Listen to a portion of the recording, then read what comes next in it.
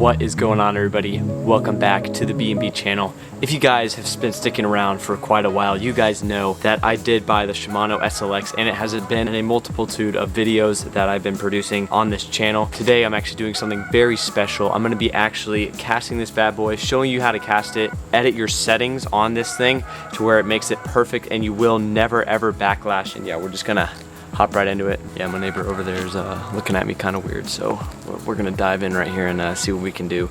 So we're gonna dive right in, stay tuned, and we'll catch you guys in 5 seconds, so stay tuned. If you guys have the Shimano Slx, please leave it down in the comments down below. I want to see how many of you guys actually use the Shimano Slx, actually throw the SLX. This is one of my favorite reels by far. I throw it on a 6-foot ugly stick, as you guys may have saw in my last video. I'll probably put it up here or something like that, and this is the perfect reel to throw for a beginner or for a pro. Doesn't really matter. The Shimano Slx is definitely an amazing starter reel. So without further ado, let's show you guys how to cast this thing. Alright, so the first thing that I'm going to be showing you guys how to do is actually how to edit your settings on the Shimano Slx. So we got our tuner right here. It's actually going to be able to click it, and that's going to be our little magnetic speed spool system. That's what that's going to help with our backlash a lot, and that's also going to really give it that zing when you cast it out there. Put it on 2 for this time. It'll give me a lot more length and reach too, because I've been throwing a baitcaster for 4 or 5 years now. It helps a lot with my backlash as well. I personally think the sweet spot, I know a lot of you guys that are just getting into bait casting probably want to put it on 3 or 4 because you're going to get a lot more backlash if you put it on 2 or 1 if you're new into bait casting. So our next setting here is actually going to be this little knob here on the side. We are going to actually tighten that up a little bit. By the way, this is going to help with our backlash here. So you can see when I press the button down here, it doesn't move, but when I twist this nozzle here, the spool will start to spin a little bit. When we start loosening that thing, the spool goes crazy and starts spinning a lot. So that's what we want to try to avoid here. We want to find that happy medium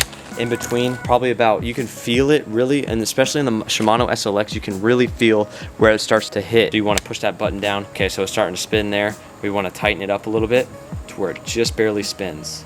Okay, so right about there. Right about there is a perfect sweet spot. That's probably the main 2 settings you need to really worry about when you're casting. What I like to do with my drag to test it out is I actually like to pull on my line, just feel the tension and feel what feels right to you, and then that's where I set your drag at. You want it to be pretty tight because if you hook something big, you don't want it to be slamming out drag, because then your hook set will be awful and you won't actually hook up the fish. You don't want it to be too tight because then the fish could break off. So you want to make sure you got a happy medium here. Probably found that 1 or 2 more clicks here. There we go.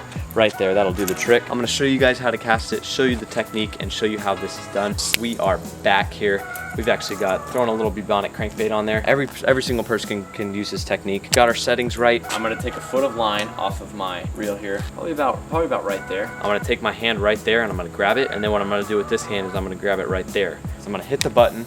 I'm gonna keep my thumb on it right there, as you guys can see, and then we're gonna give it a cast here. I wanna try to do this in slow motion, so that way you guys can see the whole technique that I'm doing here. A little step through here that I like to do. I like to keep my reel a little bit sideways too. It helps with backlash and it helps me cast further. We're gonna do that right there, that motion right there.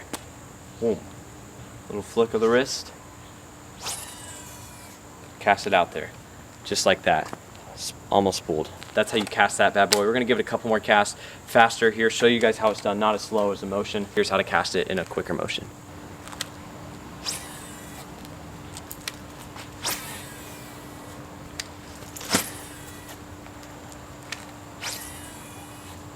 Okay, so one other thing when you're casting here is actually when you give it a cast out there, let's reel it in here real quick. When you actually give it a cast out there, you want to make sure that right before it hits the ground, you want to put your thumb on that spool, so that way you don't get a lot of backlash.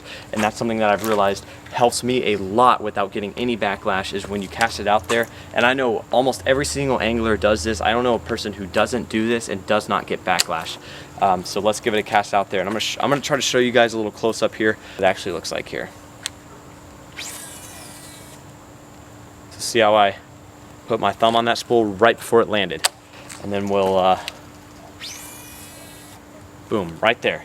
Look at that, perfect. Right before it landed, and that'll probably do it for this video. Let me know down below what you guys thought of this video. If you guys want to see more how-to videos, I hope you guys are learning something from this video. Leave down in the comments if you learned something from this little how-to video on how to cast a bait caster, and also leave in the comments down below if you own a Shimano SLX and how well you guys are liking the reel. I actually want to hear what your thoughts are on the Shimano SLX DC, so leave that in the comments down below. And I don't know if you guys have been throwing the Bubonic at all, but please down below also let me know what you guys think of the Bubonic cranks. Are they worth the buy? Are they too expensive? Should I do a video on if the Bubonics are worth the buy? Leave that down in the comments down below. Anyways, hope you guys enjoyed this little B&B episode. If you did, smash that subscribe button down below.